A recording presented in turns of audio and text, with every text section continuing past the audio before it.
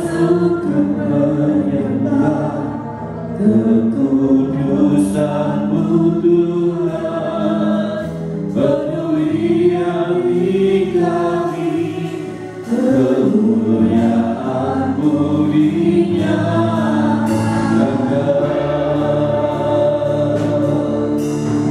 Pulihan lagi terbuka, kemuliaan-Mu datang.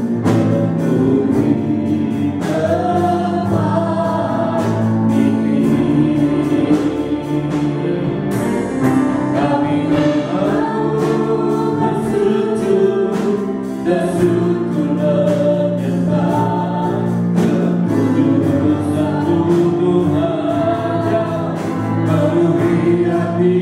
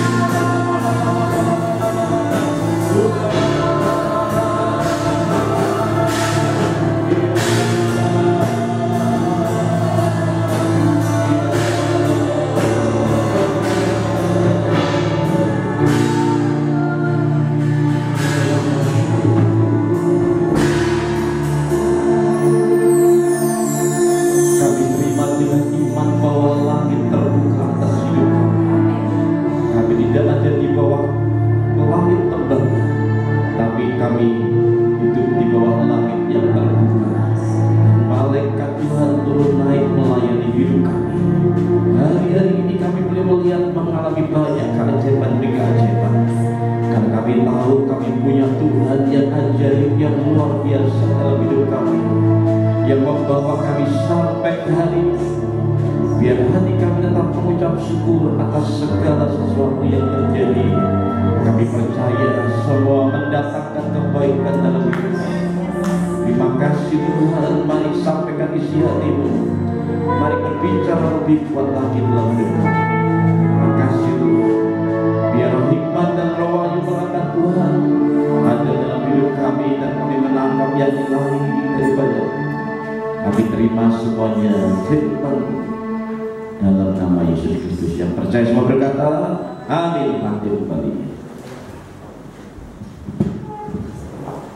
Saudara, kita akan kembali belajar firman Tuhan tentang tema bulan ini, yaitu takut dan cinta akan Tuhan. Saya sangat percaya bahwa ini merupakan sebuah hal yang mesti harus kita ketahui, bahwa ketika kita punya hati yang takut dan cinta akan Tuhan, itu bicara tentang yang namanya destiny daripada Tuhan. Saudara, kita semua punya yang namanya destiny, dan kita mau supaya destiny kita, tujuan kita itu bisa mencapai yang maksimal, bisa mencapai great destiny. Dan salah satu hal yang mesti harus kita ketahui, saudara, harus tahu yang namanya keintiman, kedalaman bersama Tuhan. Hari-hari ini kita butuh yang namanya keintiman, kedalaman bersama dengan Tuhan. Kita mau berjalan bersama Tuhan. Kita tidak bisa memakai hikmat, akal, kemampuan, apa yang kita miliki, tidak akan pernah bisa. Petrus dan juga nelayan, juga murid-muridnya yang lainnya, ketika dia menjala ikan, dia pakai kemampuan, kekuatannya, dan sebetulnya dia mengikuti semua prosedur. Dia tahu iklim, dia tahu cuaca, kapan dia harus berangkat. Tapi ketika dia taburkan, dia tebarkan jala, sepanjang malam, semalam-malaman dia tidak dapatkan ikan. Tapi ketika dia mengikuti apa yang Tuhan mau, dan ketika Tuhan berkata tebarkan jalamu ke tempat yang lebih dalam, ketika dia menurut dan taat, dan ketika jalannya ditebarkan ke tempat yang lebih dalam, disitulah keajaiban terjadi. Meskipun sudah siang, tetapi mujizat terjadi. Buat Tuhan sepertinya, buat kita sepertinya tidak mungkin, tapi buat Tuhan tidak ada perkara yang mustahil. Dan ketika Petrus mengangkat jala itu, 153 ekor banyaknya dia dapatkan. Saya mau beritahu saudara, hari ini kita butuh yang namanya keintiman, kedalaman dengan Tuhan. Apakah alasan Tuhan untuk kita intim dengan Tuhan? Apa sih keinginan daripada Tuhan? Dan kenapa hari-hari ini kita harus intim, kita harus memerlukan, mengingini Tuhan lebih dari yang ada? Lalu seperti apa yang namanya keintiman itu? Saya mau beritahu saudara, ukurannya apakah kasih yang mulai masih ada dalam hidup kita. Kalau dulu ketika saudara mengingini Tuhan lebih dari semua yang ada, nggak mau tahu dengan yang lainnya, tapi sudah tetap mengejar Tuhan. Bersyukur punya istri. Kalau itu waktu itu saya lihat di antara gadis yang ada di kaum muda, dia lebih banyak waktunya untuk berdoa. Jadi kalau hari-hari ini kalau waktunya kurang banyak untuk berdoa, saya berkata, ingat, saya tertarik karena salah satunya kamu punya keintiman dengan Tuhan. Saudara, apakah kita punya yang namanya keinginan, kerinduan, kehausan mengingini Tuhan, gairah akan Tuhan lebih dari semua ada, atau hanya sekedar rutinitas, atau sekedar kebiasaan, sekedar bergereja? Ada beberapa yang dari awalnya penyembahannya, keinginannya, kehausan akan Tuhan luar biasa, tapi dengan berjalannya waktu mulai dipotong penyembahannya, mulai dipotong doa paginya, mulai dipotong saat teduhnya, mulai dipotong baca firman-Nya, mulai sudah tidak lagi punya keinginan, kerinduan akan Tuhan. Sudah itu butuh yang namanya sebuah kemauan, sebuah tekad, dan jadikan itu sebagai way of life, gaya hidup kita. Kita punya gaya hidup, ya sudah, habis mati kemudian sarapan, yang sudah disiapkan sarapan, kemudian juga lakukan semuanya, dan itu kita lakukan sebagai gaya hidup. Ya seperti ini, nature saya. Tuhan mau gaya, keinginan kita, kerinduan kita, kedalaman kita dengan Tuhan itu dijadikan gaya hidup. Nggak bisa tidak kalau tidak menyembah Tuhan. Tidak bisa tidak kalau sebelum baca firman Tuhan. Tidak bisa tidak kalau tidak melayani. Tidak bisa tidak kalau tidak menabur. Itu gaya hidup. Itu sebuah keinginan bagaimana kita menyukakan hati Tuhan. Itu bicara tentang yang namanya kasih yang mula-mula. Pertanyaannya, Pak, apakah bisa kasih mula-mula itu kuda? Bisa. Pak, apakah bisa pengikitan kita kepada Tuhan dalam perjalanan itu mulai kendur? Bisa. Pak, apakah bisa ketika kita melayani Tuhan mulai lemah, mulai patah semangat, mulai rasanya ampang? Bisa pada? Bisa. Saya mau beritahu, karena kasih kita mulai udah, kasih kita mulai bocor, kita mulai bukan lagi menginginkan Tuhan, tetapi kita mulai fokus kepada yang lainnya. Saudara, mari sama-sama pagi hari ini, biar kasih yang mula-mula itu ada dalam hidup kita semuanya, yang mau berkata yes Tuhan. Setiap kita semuanya mau menginginkan Tuhan, lebih dari semua yang ada. Saudara, orang yang intim dengan Tuhan pasti akan masuk pengangkatan. Hari-hari ini saudara, Tuhan melihat yang namanya cinta saudara, kasih saudara. Salah satu yang menjadi patokan Tuhan masuk dalam pengangkatan, apakah kita intim dengan Tuhan atau tidak. Kejadian pasal 5 ayat yang 24 berkata, dan Henok hidup bergaul dengan Allah, lalu ia tidak ada lagi, sebab ia telah diangkat oleh Allah. Saudara, siapa Henok? Orang yang intim, orang yang berjalan dengan Tuhan, orang yang punya keinginan, kemauan, kerinduan, kehausan akan Tuhan. Dan Henok itu berjalan dengan Tuhan. Orang yang berjalan itu bersebelahan. Orang yang bergaul itu seperti orang yang berjalan, saudara. Orang yang berkenan kepada Tuhan. Ibrani 11 ayat yang kelima berkata, karena iman Henok terangkat supaya ia tidak mengalami kematian, dan ia tidak ditemukan sampai hari ini. Karena Allah telah mengangkatnya, sebab sebelum ia terangkat, ia memperoleh kesaksian bahwa ia berkenan kepada saudara. Biar setiap kita semuanya punya yang namanya perkenanan Tuhan, takut akan Tuhan. Berhenti sampai di situ tidak. Saudara, Tuhan mau biar senantiasa hidup kita seperti Kristus. Kristus ketika ada di atas muka bumi, dia berkenan di hadapan Allah dan manusia. Dua. Itu sebuah indikasi garis yang vertikal dan horizontal. Itu bicara tentang salib. Salib Tuhan ada garis vertikal dan horizontal. Dan sama, saudara, ketika kita berkata Tuhan, aku mengikut Engkau, pengikut Kristus, ada tanda salibnya. Biar setiap kita semuanya juga menyenangkan Tuhan dan juga sesama. Indikatornya seperti itu. Saudara, kalau orang berkata aku mencintai Tuhan, membenci sesamanya, tidak usah bicara. Ketika satu orang aku mau lebih taat kepada Tuhan dan mau taat kepada manusia, nggak usah bicara. Saudara. Indikatornya sama seperti lampu dengan saklar. Lampunya akan nyala kalau saklarnya di-on-kan. Demikian juga lampu akan padam kalau saklarnya di-off-kan. Itu indikasinya. Putra manusia Yesus itu berkenan kepada Allah dan manusia. Yang saya maksudkan berkenan kepada manusia bukan berarti mengikuti dan bisa terima, belum tentu. Dia ditolak oleh orang desanya di daerahnya, tetapi dia belajar mentaati apa yang Tuhan suruh, apa yang Tuhan kerjakan.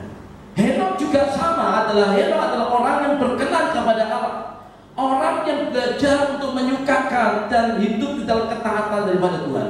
Hidup dari apa kata firman, hidup dari apa yang Tuhan suruh. Bukan hidup dari apa kata hati kita. Juga bukan hidup dari apa kata orang atau sahabat, teman, orang tua. Tetapi hidup apa kata firman Tuhan. Saya ingat sekitar 21 tahun yang lalu ketika saya serahkan hidup saya buat Tuhan. Buat orang tua saya nggak setuju, buat keluarga saya nggak sependapat, tapi saya berkata Tuhan, saya mau berikan hidup saya sepenuh waktu buat Tuhan, buat berkata berangkat. Dan Tuhan berikan peneguhan-peneguhan. Saudara, orang yang mendua hati, dia akan dapatkan sesuatu. Dan Tuhan berkata segala sesuatu punya iman. Segala sesuatu kalau tidak dikerjakan dengan iman, tidak ada hasilnya, sia-sia, menghabiskan waktu. Saudara belajar seperti Henok, berjalan, berkenan, menyukakan hati Tuhan. Saudara, yang kedua, apa artinya orang yang intim dengan Tuhan? Apa faedahnya Tuhan akan memberitahukan perjanjiannya kepada orang yang berkenan kepada Tuhan? Kita mau buka di dalam Mazmur pasal yang ke-25. Ayat yang keempat berkata demikian, Tuhan bergaul karib sebagai sahabat dengan orang yang takut akan Dia, dan perjanjiannya diberitahukannya kepada mereka. Jadi ketika kita mengingini Tuhan, belajar takut taat akan melaksanakan setiap perintah, setiap firman-Nya, meskipun itu tidak selalu sesuai dengan keinginan kita dan seringkali selalu bertolak belakang dengan keinginan kita. Saya mau beritahu saudara, saudara akan dibawa di dalam perjanjian dan Tuhan akan memberitahukan kepada mereka perjanjian demi perjanjian. Saudara, kalau kita perjalanan ke Jakarta naik kereta api, saudara dari Surabaya sampai ke Jakarta akan melewati stasiun demi stasiun. Dari Surabaya, Lamongan, kemudian mana lagi saudara? Tuban itu ya, Lamongan, Tuban, kemudian Babat, terus lagi saudara. Sampai akhirnya ketemu Semarang, terus lagi Purwokerto, terus Pekalongan, terus lagi ketemu dengan stasiun-stasiun. Sama setiap kita ketika kita belajar taat akan firman Tuhan, ketika kita masuk di dalam perjanjian daripada Tuhan, Tuhan akan bawa dari setiap tempat ke tempat yang lainnya. Dan saya mau beritahu, seringkali itu membuat daging kita berontak. Jadi ketika dengar firman Tuhan, pernyataan ekor akan diangkat jadi kepala, bukan ekor. Sudah jangan berkata amin, bukan hanya amin aja. Ketika saudara mau diangkat jadi kepala, saudara harus siap yang namanya direndahkan. Katakan amin. Enggak Pak, jangan, saya tidak mau direndahkan. Enggak bisa. Ketika Tuhan berkata, aku akan membawa engkau pergi ke bangsa-bangsa, belum ada misalnya, tapi Tuhan akan suruh layani kita ke pemulung, ke orang-orang yang miskin, yang sederhana. Ketika Tuhan berkata, aku akan bangunkan tempat, kadang seringkali Tuhan izinkan kita harus tidur di satu tempat yang tidak nyaman. Ketika Tuhan berkata, aku akan jadikan engkau hamba yang jadi berkat buat orang banyak, seringkali kita difitnah, disakiti, kita dianiaya, kita ya seperti itulah yang namanya diremukkan oleh Tuhan. Lagu tadi berkata, suka-sukamu Tuhan. Dan saya selalu ingat dan saya selalu alami ketika Tuhan mau angkat, Tuhan promosikan, Tuhan mau kasih blessing, Tuhan izinkan banyak hal yang harus terjadi.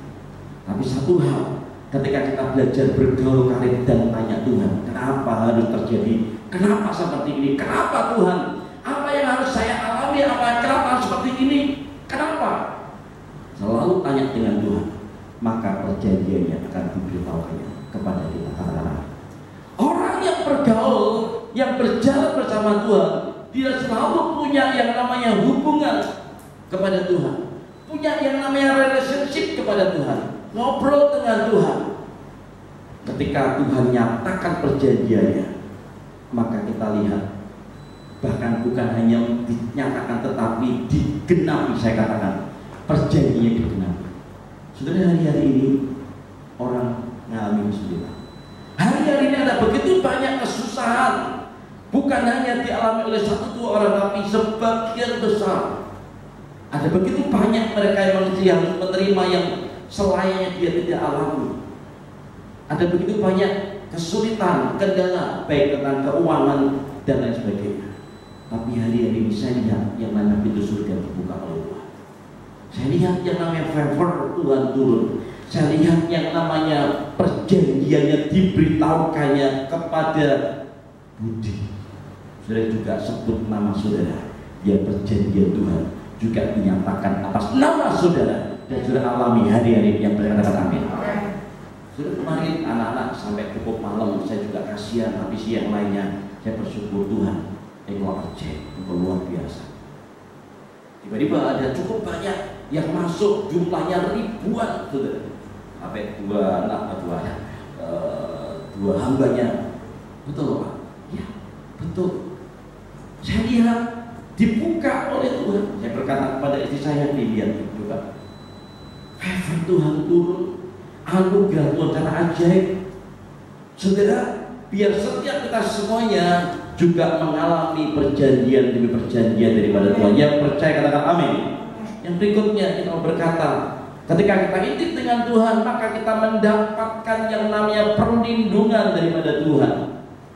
Mazmur 91 ayat yang pertama dan kedua, orang yang duduk dalam lindungan yang maha tinggi dan bermalam dalam naungan yang maha kuasa akan berkata kepada Tuhan, tempat perlindunganku dan kubu pertahananku, Allahku yang ku percaya.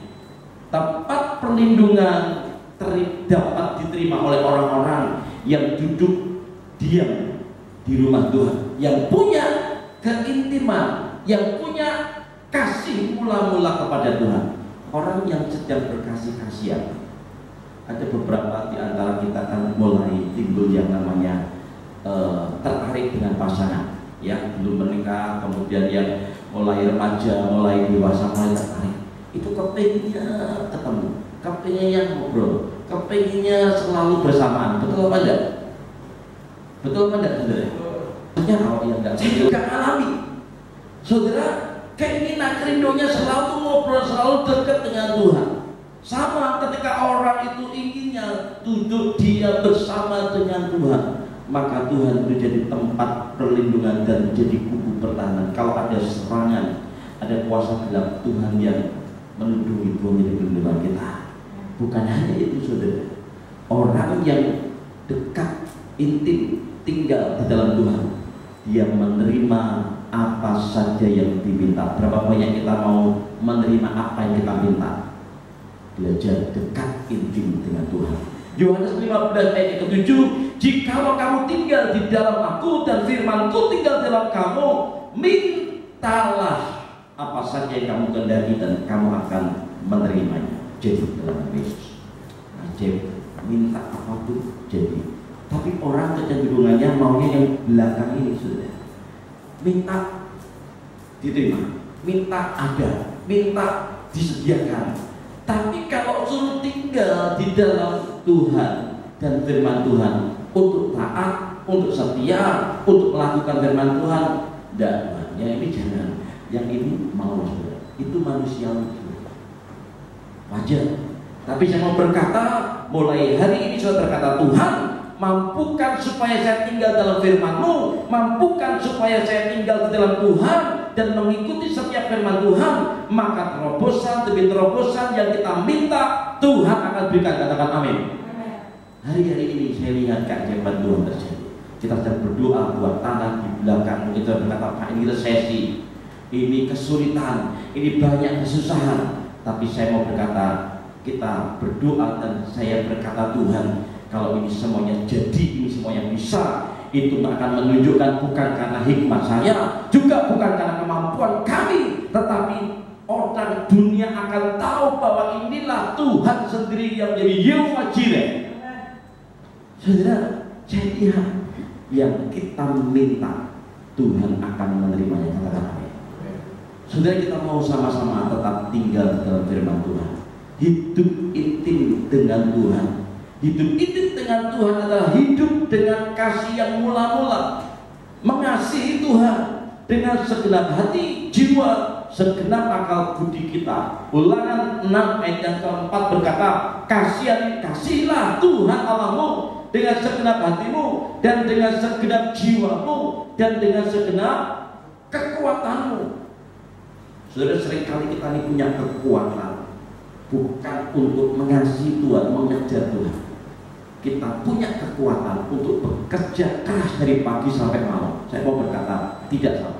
Orang yang tidak bekerja jangan makan, betul. Tetapi saya mau beritahu, ada bagian yang mesti harus kita lakukan, tapi ada juga bagian yang mesti harus kita prioritaskan. Apa itu? Keintiman kita dengan Tuhan. Saya mau sharing saja, sudah. Awal Maret kita semua yang paling kesulitan. Pemerintah Presiden Jokowi memberitahukan secara global pandemi COVID-19.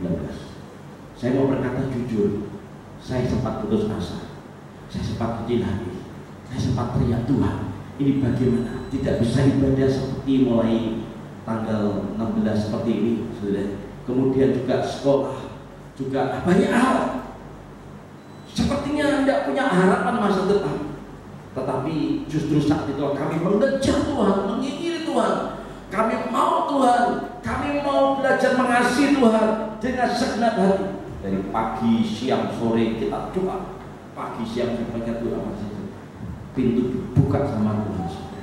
Justru pada saat masa yang sulit, masa yang sukar, Tuhan kasih kita usaha bisnis yang baru. Tuhan lihat keintiman kedalaman kita, saudara. Ketika kita mengingini mengerjakan pribadi Tuhan, dan ketika kita tahu bahwa keintiman itu sebetulnya bicara tentang soal sikap hati. Tuhan lihat hati kita, bukan sekedar lihat tindakan. Tuhan lihat apa yang di dalam kita. Ketika kita, Tuhan, aku mau mengingini Engkau, makanya Tuhan selalu menggambarkan yang namanya kedalaman keintiman. Kalau itu digambarkan tentang seekor binatang rusa. Saudara, hari ini Tuhan berurusan dengan yang namanya hati kita, bukan sekedar tindakan. Tuhan lihat yang di dalam. Orang masih bisa mengelabui orang lain. Dari luar sikapnya manis, dari luar sikapnya hormat, dari luar sikapnya mengasihi, tapi belum tentu hatinya seperti yang dia lakukan. Saudara, mari sama-sama hari ini kita belajar punya sikap hati yang benar di hadapan Tuhan. Saya bicara kepada anak saya pertama, saya berkata, kamu harus punya sikap hati yang benar. Itu kunci dari segala sesuatu. Salah sedikit, punya pahit sedikit, punya geser sedikit, untuk mengembalikan kadang kita mesti harus bayar harga. Tapi kalau kita benar di hadapan Tuhan, orang mau bicara apa, Tuhan suruh, Tuhan backup kita, dan kau akan lihat yang namanya blessing Tuhan, keajaiban Tuhan terjadi. Hari-hari ini Tuhan bicara tentang masalah hati. Saudara, rusa adalah gambaran dari kebebasan, kegembiraan, keindahan. Setiap kali binatang rusa ini dipakai untuk menggambarkan hal yang baik dari seorang atau menggambarkan perasaan hati dari orang itu. Contohnya Yakub, saudara. Yakub memberikan berkat yang baik kepada salah satu anaknya, Naftali, dengan menggambarkannya seperti seekor rusa betina yang melahirkan anak-anak yang indah. Jadi saudara, binatang rusa ini digambarkan, menggambarkan kehidupan seseorang, kebebasan, dan itu bicara tentang manusia. Sama seperti yang disampaikan oleh nabinya bernama Nabi Yesaya, menubuatkan mengenai orang yang lumpuh yang mengalami mujizat kesembuhan. Dia akan bereaksi dengan melompat bagaikan seekor rusa. Kenapa binatang rusa, saudara? Saya mau beritahu, rusa adalah hewan yang punya pendirian yang teguh. Itu bicara tentang yang di dalam, saudara. Rusa punya kecenderungan untuk mencari makan di pinggiran sungai, tempat yang sangat dekat dengan sumber air. Ini binatang rusa, saudara. Dia tidak akan pernah cari makanan yang tidak dekat dengan sumber air. Kelihatannya ada lebih enak ini. Apalagi kalau sekarang zamannya 17 Agustus kan banyak diskonnya. Ini lebih enak, ini diskonnya 17%. Wah, kesana semuanya. Dia tidak terpengaruh dengan diskon perusahaan itu. Dia cuma lihat apakah ada sumber air atau tidak. Saya mau beritahu saudara, itu bicara tentang ketetapan hati kata Tuhan. Begitu sudah putuskan, punyalah keteguhan bersama dengan Tuhan. Keteguhan hati itu menjadi modal awal untuk sudah melihat yang namanya perkara-perkara ilahi, bahkan tidak dapat terdeteksi dengan musuh atau orang lain. Saudara, rusa ini ketika dia makan di dekat dengan sumber air, ketika ada pemburu, ada hewan binatang buas yang mau menekan dia dengan cepat langsung masuk ke sungai itu. Dia langsung berenang, dia berendam ke dalam sungai itu. Dia tunggu musuhnya berhenti mengejarnya. Bahkan saat dia masuk ke sungai, setelah dia masuk semuanya dari seluruh ujung kepala sampai ujung kakinya, kemudian dia keluar, saudara. Dia berada di sebelah musuhnya, binatang buas yang mau menekan dia. Musuhnya tidak bisa mencium. Saya mau beritahu saudara, tidak bisa mendeteksi karena tubuhnya dibasahi dengan air. Saudara, ini rusa. Artinya apa? Rusa ini punya ketetapan, keteguhan. Dia masuk di dalam air air berendam, dan itu bicara tentang keintiman, bicara tentang kedalaman. Binatang buas tidak bisa menerkam dia akan segera pergi, tidak bisa lagi mengejarnya. Pemburu juga tidak akan bisa melihat karena sudah masuk ke dalam air dan dia terluput. Saudara, hari-hari ini miliki keintiman, kedalaman bersama dengan Tuhan. Iblis tidak bisa mendeteksi hidup kita. Iblis tidak bisa cari celah kalau saudara punya intiman, kedalaman bersama dengan Tuhan. Iblis seringkali menuntut Tuhan, ini ayo hambamu dituntut. Tapi ketika kita punya keintiman kedalaman dengan Tuhan, mau tuntut apapun sudah Tuhan lakukan. Tidak bisa. Saudara, mari hari-hari ini kita punya yang namanya kedalaman bersama dengan Tuhan. Rusa juga punya rasa yang haus dan dia selalu mengingini air yang menjadi kebutuhan hidupnya. Dan kalau rusa itu minum, dia sedang haus, dia minum sampai puas. Dengan kata lain, banyak sekali konsumsinya air untuk binatang rusa ini. Dia tidak peduli pada yang terjadi di sekitarnya.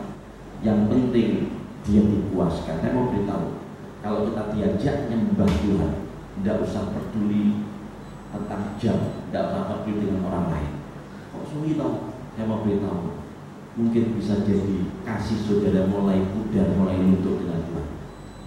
Orang yang haus itu dia lihat minum, dia langsung dekat, langsung minum. Orang Jawa bilang ngokok, saudara. Saudara pernah seperti itu? Siapa yang pernah? Saya pernah. Hausnya luar biasa, kita langsung minum sampai 3-4 gelas kita minum, saudara. Kenapa?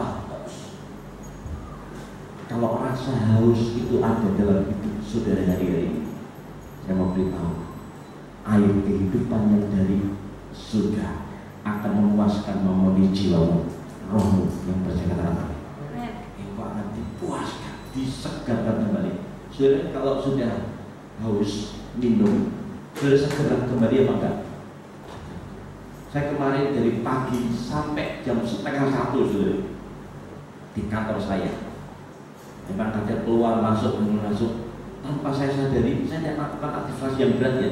Cuman kok ini pikiran yang terus bekerja buat buat persiapan, kemudian ngatur beberapa hal yang harus saya selesaikan, nunggu anak-anak datang sampai cukup malam, saudara. Buat kasih order ribuan keren, saudara.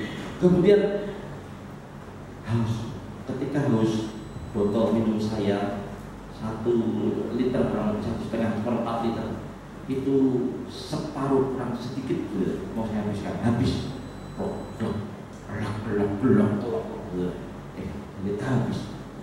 Ganti yang satunya jahe, saudara. Hari-hari ini konsumsi saya lemon jahe yang panas itu juga habis. Kenapa? Haus, puas. Dada saya yang lemes mulai bangkit lagi. Sampai 1:30 saya masih ngatur kerjaan saya, selesai semuanya saya ngatur, saya packing sendiri. Saya percaya kehausan yang di dalam saya terpuaskan ketika saya tinggal berjalan tenggelam bersama dengan Tuhan. Saudara, pendirian yang kuat ini, hati yang teguh ini membuat juga Daud menulis dalam sebuah liriknya, dalam sebuah mazmurnya, dan dia buat dalam Mazmur 42 ayat yang kedua. Kalau main musik masuk ke depan, yang berkata, seperti rusa merindukan. Mari sama-sama kerinduan kita kepada Tuhan hari-hari ini mesti harus kita tambahkan lagi kepada Tuhan. Ini kunci kita menang mengalami pergumulan. Kuncinya yaitu intim dengan Tuhan. Saudara, penglihatan Yeskiel 47 yang melihat air yang keluar dari bait Allah, dari mata kaki sampai akhirnya selutut, sepinggang, dan dia akhirnya berenang. Kalau saudara ingin alami puncak destiny, great destiny, ingin alami terobosan, tenggelam dalam hadirat Tuhan hari-hari ini. Daud ingin sampaikan supaya kita punya rasa haus hadirat Tuhan, keintiman dengan Tuhan, sama seperti yang dialami Karusa terhadap air. Dan Daud adalah orang yang mengasihi Tuhan, orang yang mengingini Tuhan, orang yang haus lapar akan Tuhan. Mari sama-sama kita mau menyembah Tuhan. Tolong main musik bisa maju ke depan.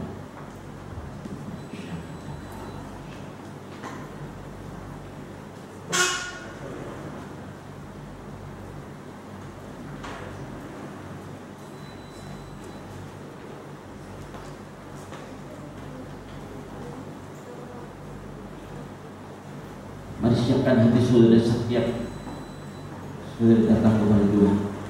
Mari kita mengingini Tuhan lebih dari semua yang ada. Jangan bocor kasih kita karena orang lain, bocor karena kesibukan, bocor karena rutinitas. Tapi kita mau mengingini Tuhan lebih dari semua yang ada. Mari kita mau beri bersama-sama.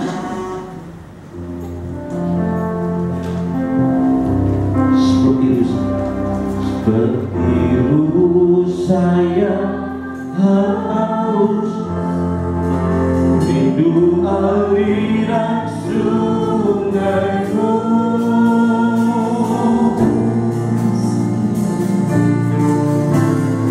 Hatiku tak tahan menunggu.